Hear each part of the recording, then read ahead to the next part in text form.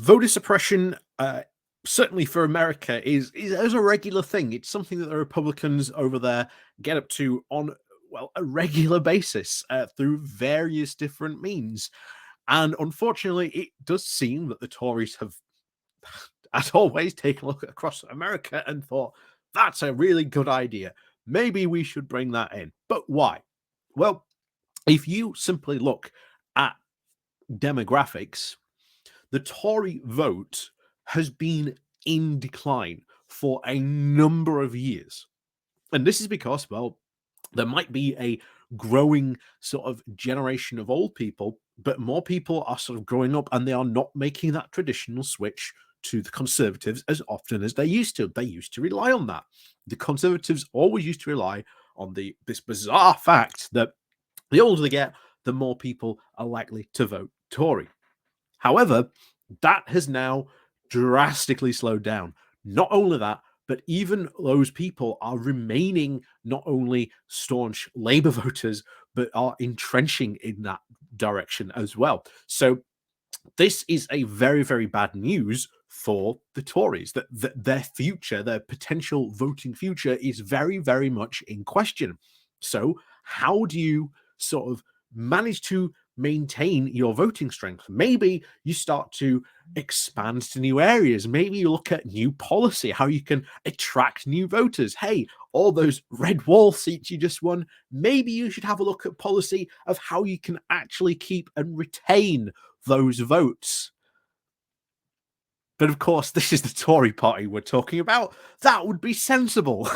And of course, instead, they are taking the decision to enact voter suppression by bringing in voter ID laws. Indeed, in the next May local elections, for the very first time, you will have to bring a ID to be able to vote.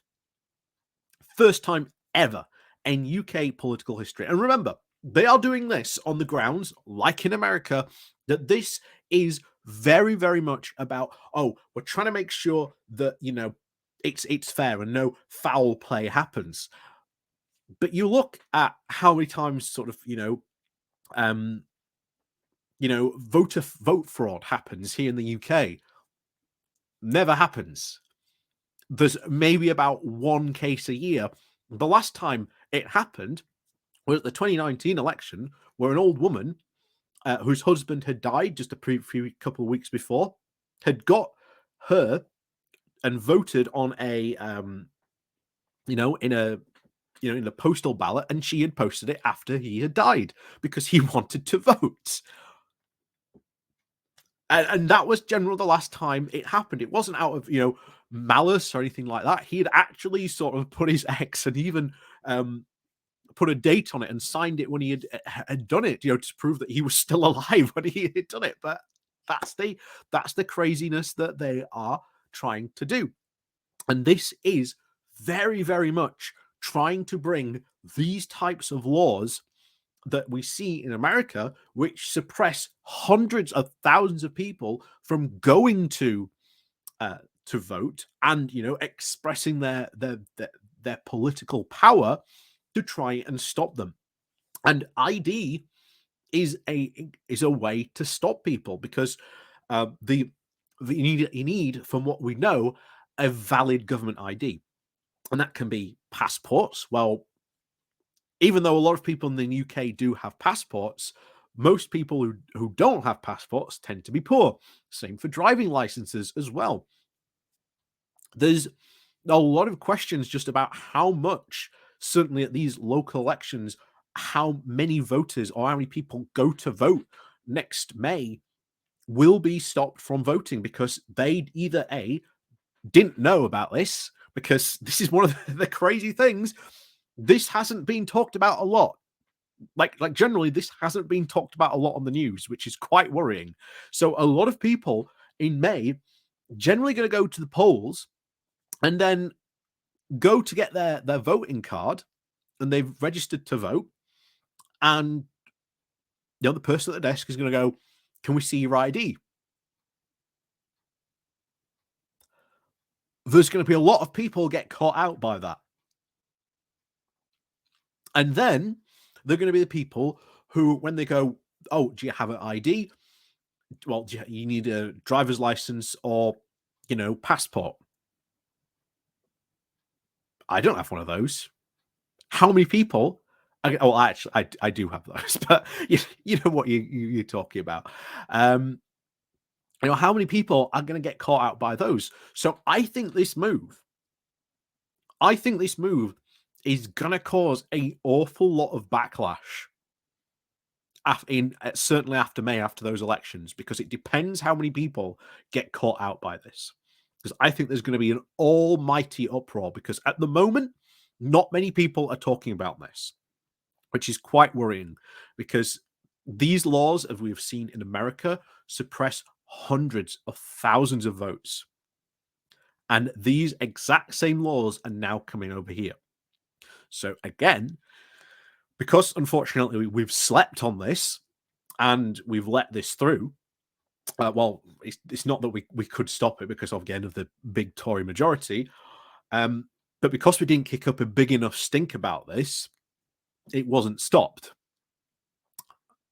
There were fights to stop it, but unfortunately those voices weren't loud enough.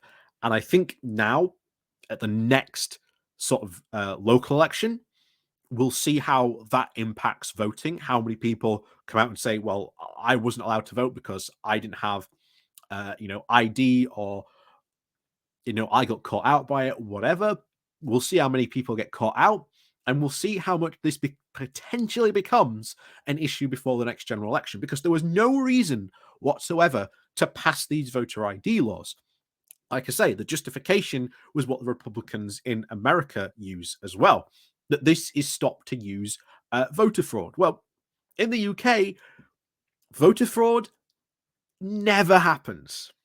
Never happens. Like I say, the last case that I was talking about that happened in 2019, that was one.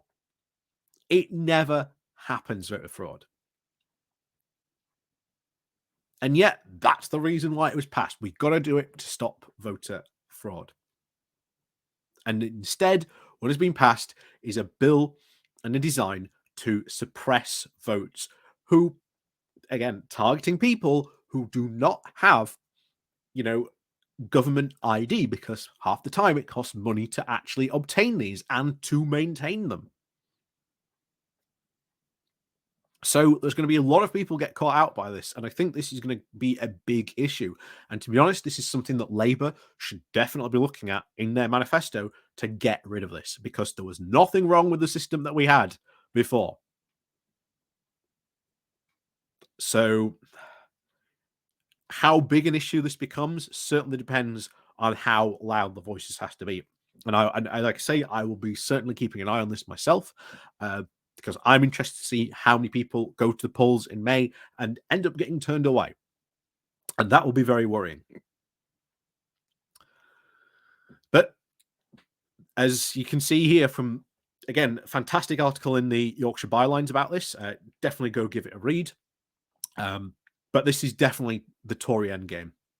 And they are bringing stuff in that in America has proved very, very successful for the Republicans to essentially just stop people from voting. And it would obviously target wars, and some people that don't vote for them. So, and it's exactly what the Tories have done this time with this. So they've pretty much copied and pasted this. And this is something that we should definitely, definitely be worried about. So, as always, thank you very much for watching. Please do remember to hit that like, share, and subscribe button. And of course, down below, there are links to my Patreon page and a motivation link called Buy Me Coffee, where you can, buy me coffee. And as always, thank you very much for watching, and we'll see you all next time.